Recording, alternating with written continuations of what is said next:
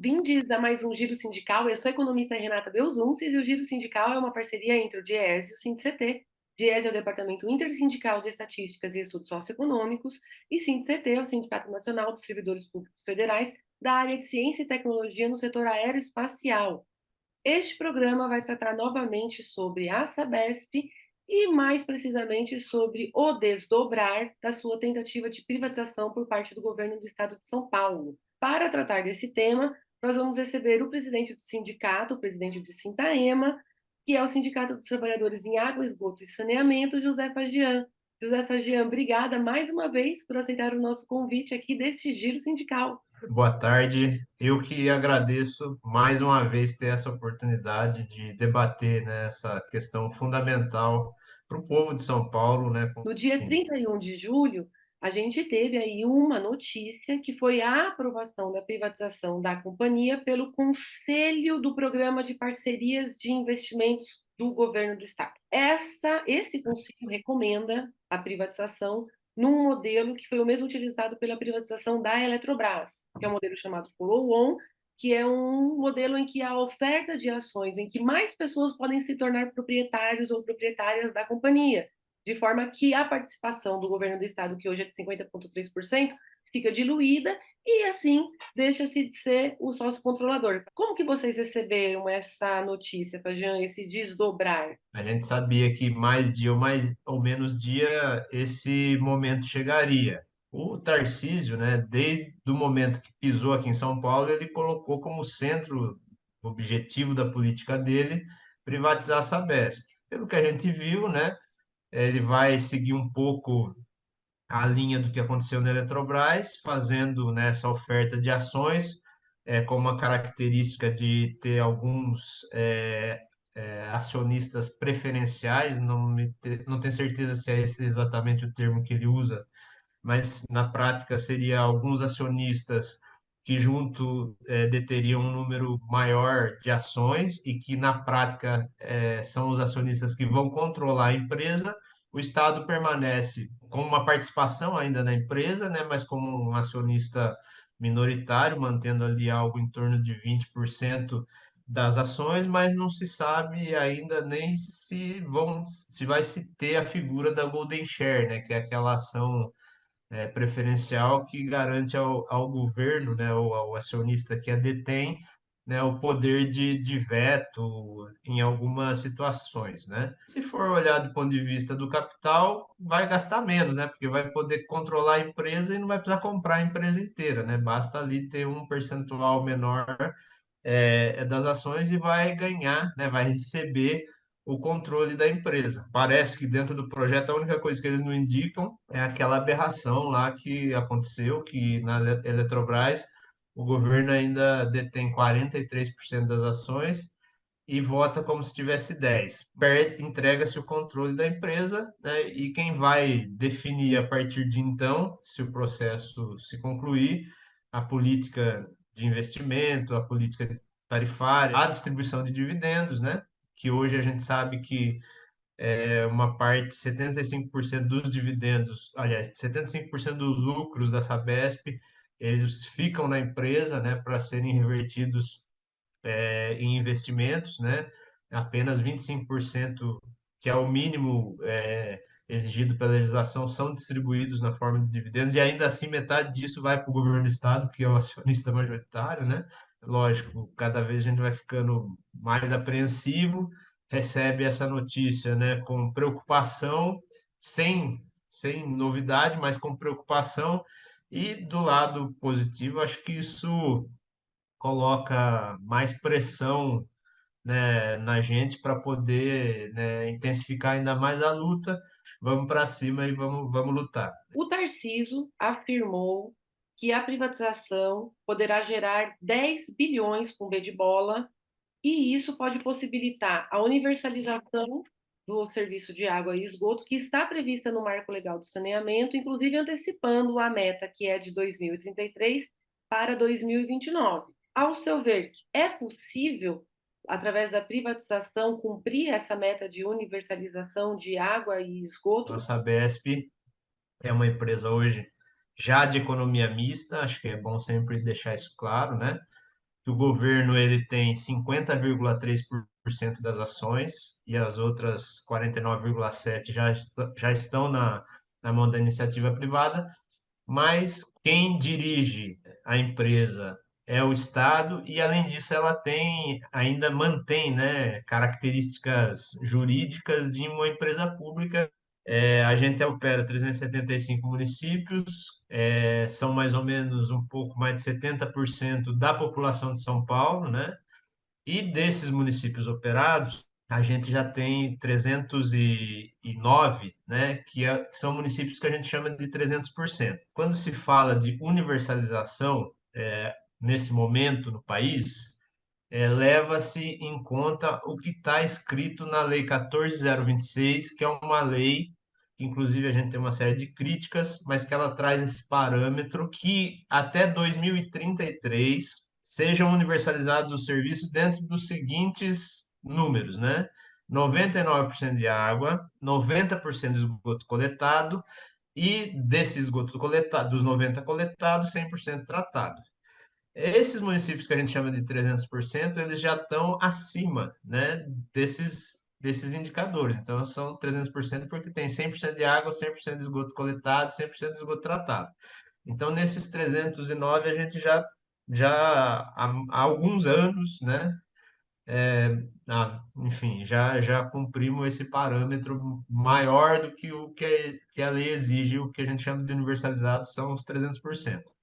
Esses que ainda não estão universalizados, muitos deles, ou em água ou em esgoto, já atingiram, né, o que a lei exige, né? Os que ainda não têm, né, um ou outro parâmetro universalizado em relação ao que exige a lei, estão muito próximos do que exige a lei.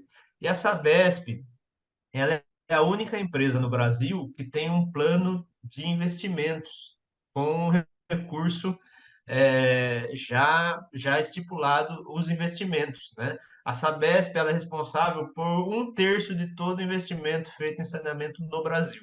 A Sabesp ela já tem um plano de investimento até 2026 que investirá 26 bilhões de reais e os investimentos estão programados até 2030 para a gente universalizar total. Isso sem privatização, isso sem Tarcísio, sem nada.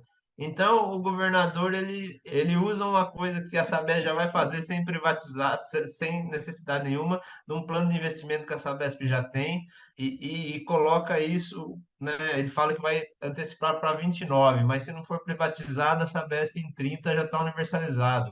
Ele coloca no anúncio lá duas usinas de dessalinização, acho que uma em São Sebastião, enfim, no litoral. São coisas que não fazem o menor sentido numa tecnologia cara e que nesse momento não fazem o menor sentido, e para isso ele pega esses 10 bilhões a mais. O processo de privatização ele traz risco, inclusive para esse plano de investimento que nós já temos, e esse recurso já está garantido, né? A gente tem um risco aí do setor privado, de repente, causar algum problema em relação a isso. E o governador, ele cria toda essa narrativa, né? Então, mistura as coisas e constrói essa narrativa no sentido de diminuir a resistência em relação ao processo de privatização, né? Em algum momento lá ele fala que vai diminuir a tarifa, mas que vai garantir o lucro dos acionistas privados, né? Então, como é que ele vai tirar esse coelho da cartola, né? Como é que ele vai garantir, não vai diminuir o lucro dos acionistas privados e vai diminuir a tarifa? A única explicação que a gente pode encontrar ou ele vai pegar esse dinheiro da venda das ações e vai subsidiar isso, né, garantir o lucro do acionista privado, e mesmo se for isso, o dinheiro da venda das ações ele vai acabar uma hora, né? Será que ele vai fazer então o que faz na linha 4 do metrô, por exemplo, né, subsidiar com dinheiro público, né, garantindo o lucro do acionista privado, ou então vai aumentar a tarifa de novo, enfim, né? Os argumentos dele não se sustentam, né, em bases reais. É isso que está colocado. O Giro Sindical volta já.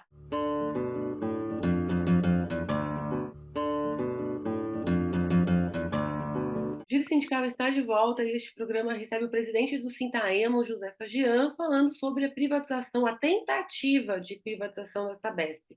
Como é que o governador promete que a privatização reduz a tarifa, ao mesmo tempo aumenta a oferta de serviços da companhia e garante o lucro privado?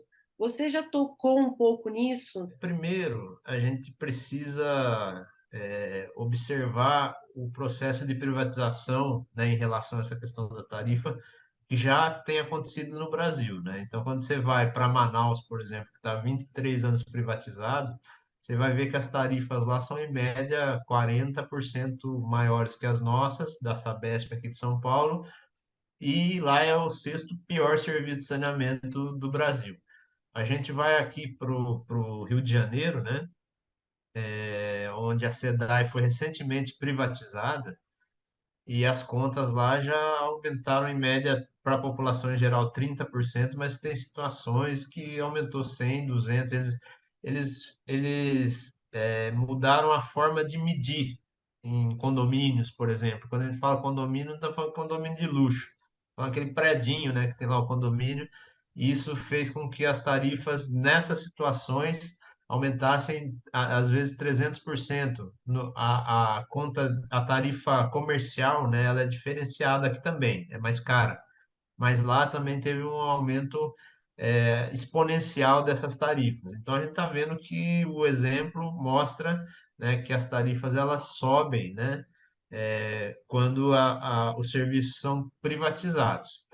Principalmente se a gente comparar, por exemplo, com a tarifa de energia ou a tarifa de telefonia, né? A Sabesp hoje ela é uma tarifa adequada, né, pelo serviço que a gente entrega. Hoje a gente, se você ver quanto custa uma garrafa d'água, é o que a gente provavelmente R$ 5, R$ 6, o que o consumidor numa tarifa até 10 mil, num consumo até 10 mil litros d'água, vai pagar por 1.000 litros d'água que a gente paga numa garrafinha no mercado, né? Então, é um serviço que tem uma tarifa adequada, e que com certeza, né, dentro dessa lógica de maximizar o lucro, ela vai ser alterada. Uma empresa de economia mista, como tem acionistas privados, ela tem uma parcela que remunera esse capital e que gera lucro, né? Mas, por outro lado, a maior parte, né, 75% do que é lucro,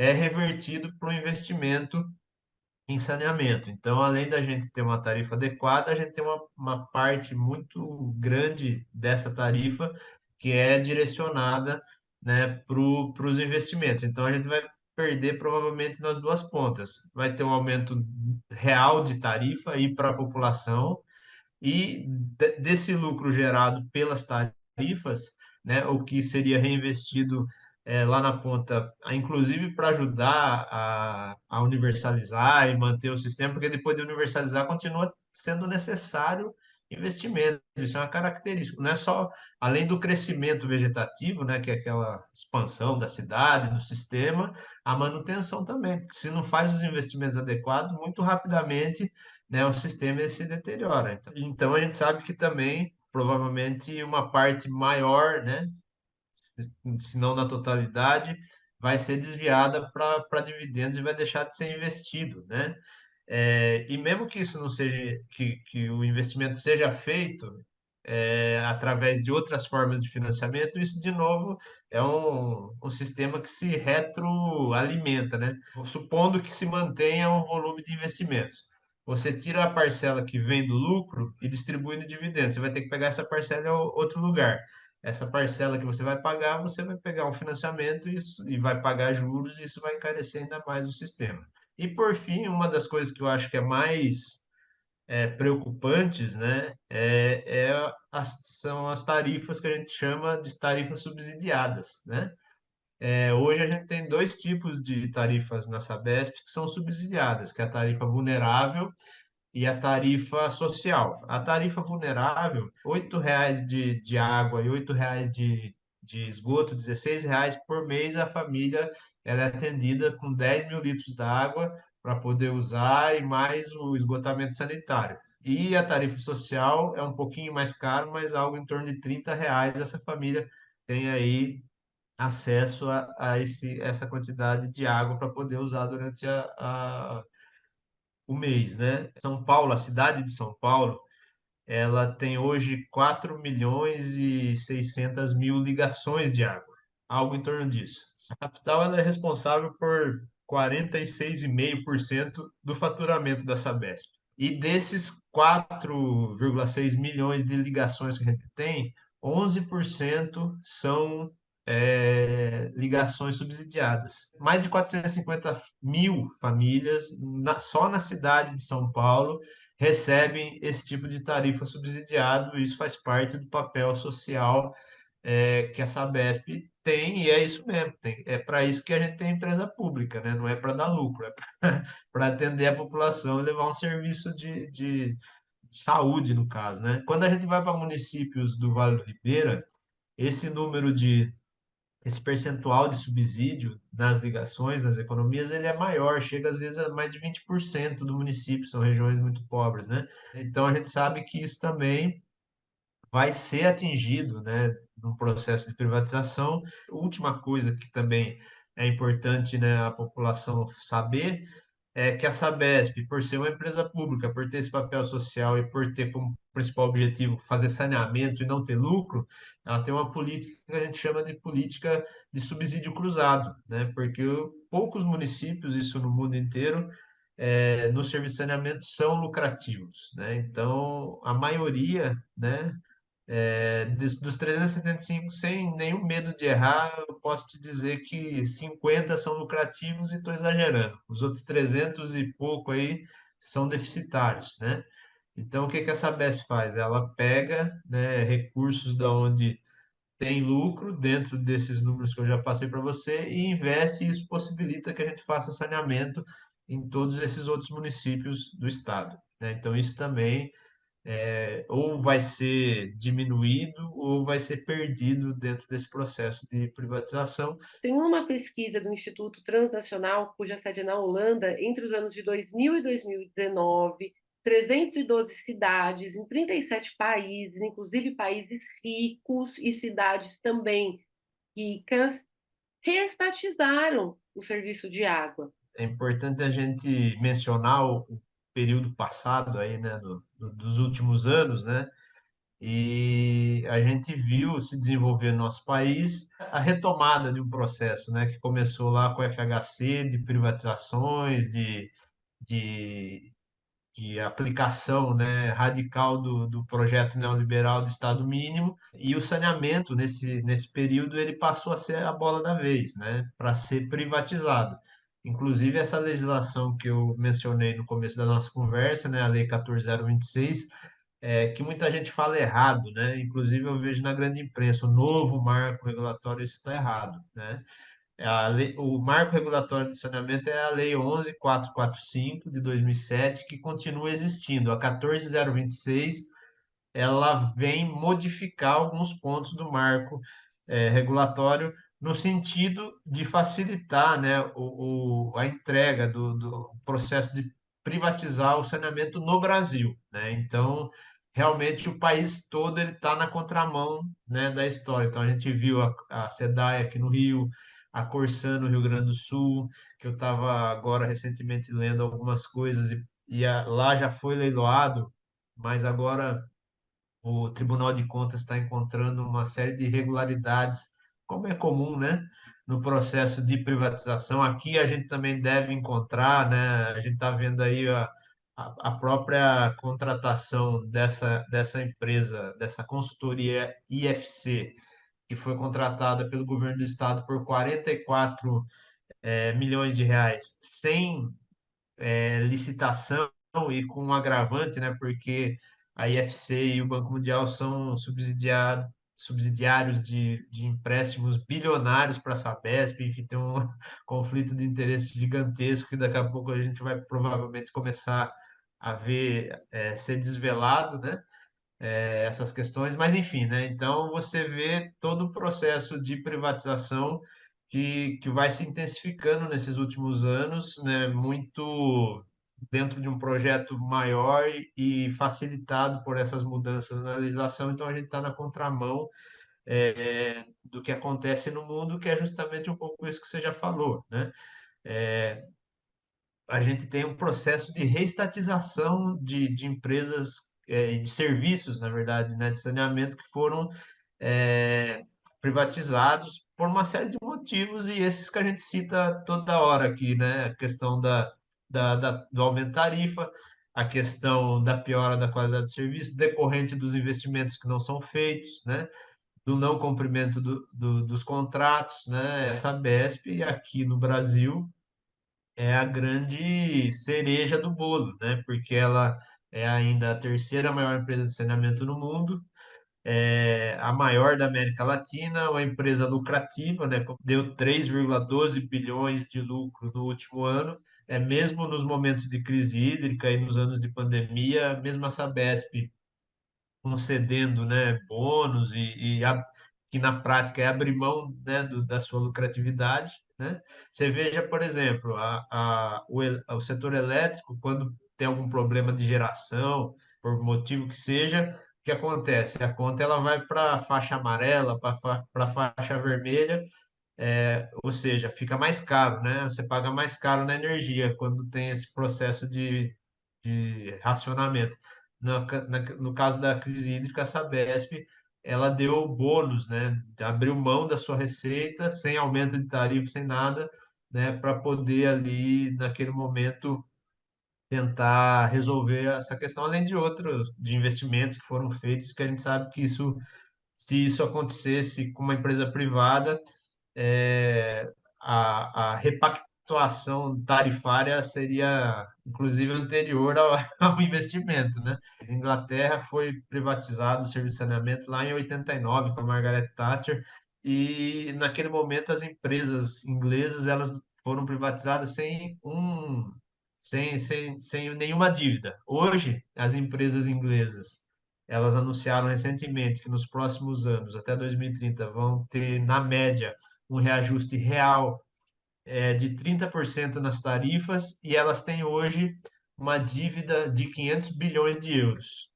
O dado mais importante dessa história toda é o seguinte, que nesse período foram distribuídos 720 bilhões de euros em dividendos para os acionistas, para os detentores, para os privados, né? Para os acionistas privados. Ou seja, se a empresa continuasse pública, não teria nenhum euro de dívida, ainda sobrariam 200 bilhões para serem investidos no setor, e como isso não aconteceu, a iniciativa privada abocanhou tudo isso, e quem vai pagar essa dívida que tem lá hoje são as pessoas, né? São os ingleses. No nosso próximo bloco, o Giro Sindical volta já.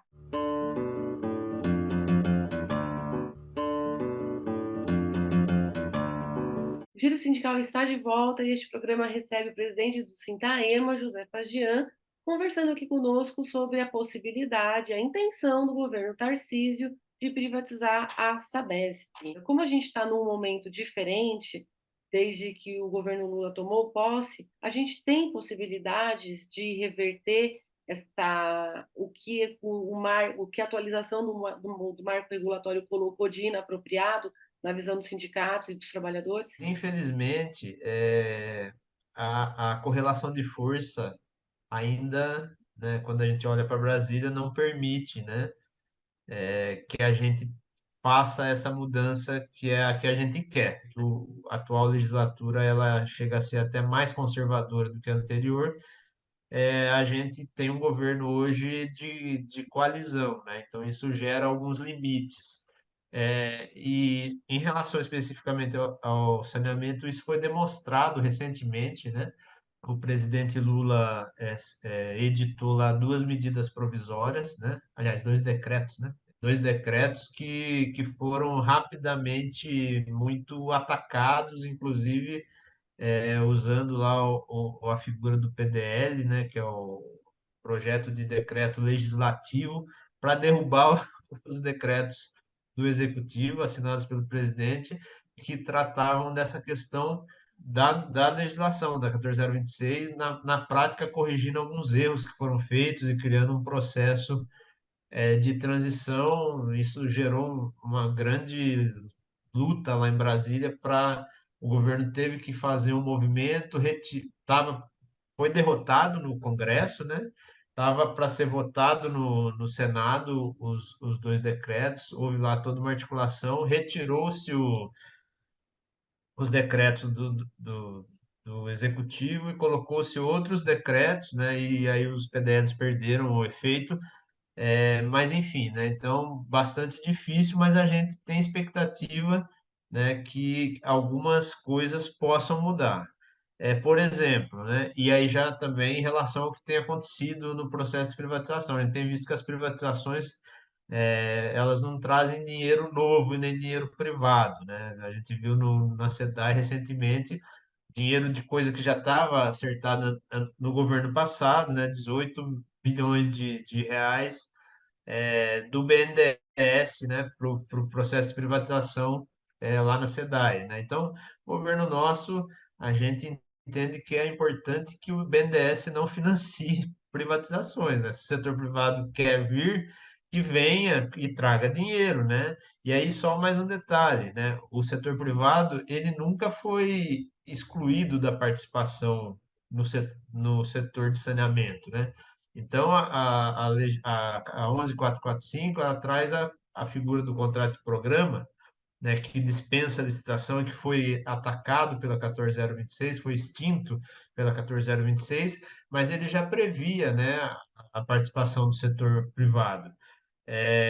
O poder concedente de saneamento ele é municipal, então o prefeito ele podia operar diretamente o serviço, criar uma empresa municipal, uma autarquia, ele podia fazer o contrato de programa com uma empresa pública. Contrato de programa, na prática, é uma parceria público-público, né? Então, com uma empresa pública municipal vizinha ou com uma empresa pública do Estado, como é o caso da Sabesp, ou ele podia licitar e a iniciativa privada participar tranquilamente. Então, isso não foi.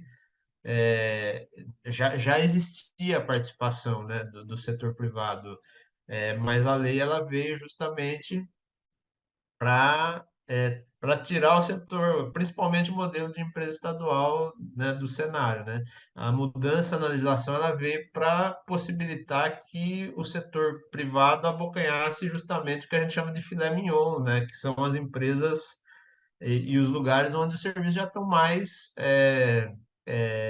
bem estabelecidos, como é o caso da Sabesp, que a gente já demonstrou aqui na nossa conversa, que é uma empresa lucrativa, que tem os serviços praticamente universalizados, que tem uma garantia de retorno muito rápido, né, que necessita, em relação ao todo, um volume pequeno, né, de investimentos, né? Então, na prática, é isso. Privatização no Brasil é sinônimo de demissão, de aumento da terceirização, de diminuição dos salários, de perda de direitos. Qual é a estratégia que está sendo, que vai ser adotada para a resistência? O problema da privatização da Sabesp não é um problema dos trabalhadores da Sabesp apenas. É menos dos trabalhadores da Sabesp e mais da população que é atendida pela empresa, né?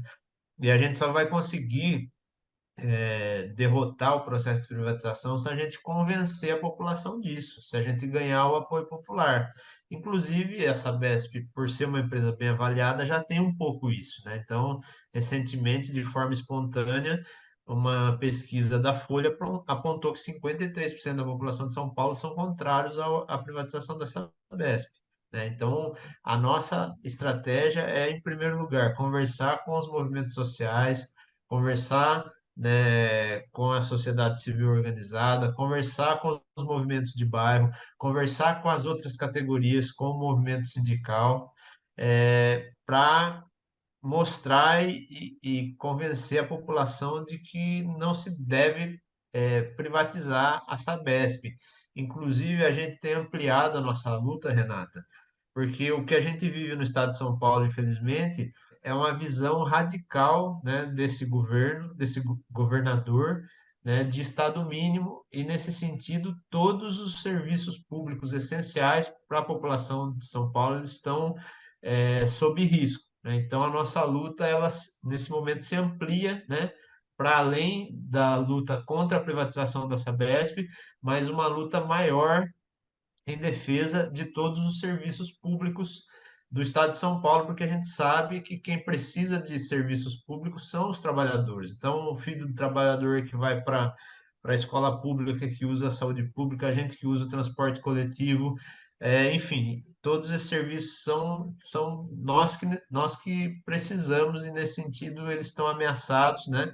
O metrô está para ser privatizado, a CPTM para ser privatizada, então, a nossa estratégia vai nesse sentido de, junto com esses companheiros, com essas categorias, ampliar essa luta em defesa, né, dos serviços públicos no estado de São Paulo, e colocando a defesa da Sabesp enquanto empresa pública como uma tarefa, né, e como, de todo, todo paulista, né, que tem um amigo meu que brinca, quem bebe água tem que estar preocupado com isso, porque a Sabesp, né, é isso, né, o risco de ficar sem água, de ter uma piora na saúde da população, porque no limite o que a Sabesp entrega é isso, né, qualidade de vida e saúde, como também, né, o transporte coletivo, a saúde e a educação, e, além disso, né, conversar com os prefeitos, né, com as câmaras de vereadores, porque são o poder concedente, porque são as lideranças, né, que vão ter que no futuro responder, né, quando faltar água, quando a mortalidade infantil voltar a crescer, né, quando a gente tiver problema, quando o prefeito, o vereador tiver um problema na sua cidade, como tem hoje com a CPFL, que não consegue falar com a empresa, é ele que vai ter que responder para a população e que é responsável, né, pelo processo de privatização. Então, se a gente consegue convencer essas lideranças que vão ter a palavra final, e na Lesp também, né, porque a Sabesp, nós temos lá uma comissão parlamentar contra a privatização da Sabesp e vai ter que passar por lá. O segundo passo agora é uma lei autorizativa que vai ter que ser aprovada na Lesp. Então, conversando com os deputados que também vão nessa linha de responsabilidade e que vão ser responsáveis, né, pelo que acontecer se a Sabesp for privatizada. A gente tem feito todo esse debate com a população. Eu acho que, como São Paulo é o principal, tem quase metade da Sabesp, se o município de São Paulo se coloca contra a privatização da Sabesp, o processo ele está praticamente inviabilizado. Então, acho que a tarefa do movimento sindical aqui em São Paulo é eleger na cidade de São Paulo um prefeito no próximo período que seja contra a privatização da Sabesp, enfim, né? Então nós estamos trabalhando em todas essas frentes, além da frente jurídica, né? Questionando um pouco em relação a conflitos de interesse, né? Que estão acontecendo, irregularidades que a gente deve, né, tá observando aí nos próximos momentos. Tudo isso a gente tem feito num grande processo de luta, que não é fácil, mas que eu sei que a gente vai sair vitorioso dessa, porque a Sabesp é uma empresa grande, 50 anos de história, um patrimônio do povo paulista, uma empresa bem avaliada e que leva saúde para a população de São Paulo, e nós não podemos brincar com uma coisa dessa. Obrigada, Fagian. Eu que agradeço mais uma vez o espaço e estou sempre à disposição. Um abraço para todo mundo aí.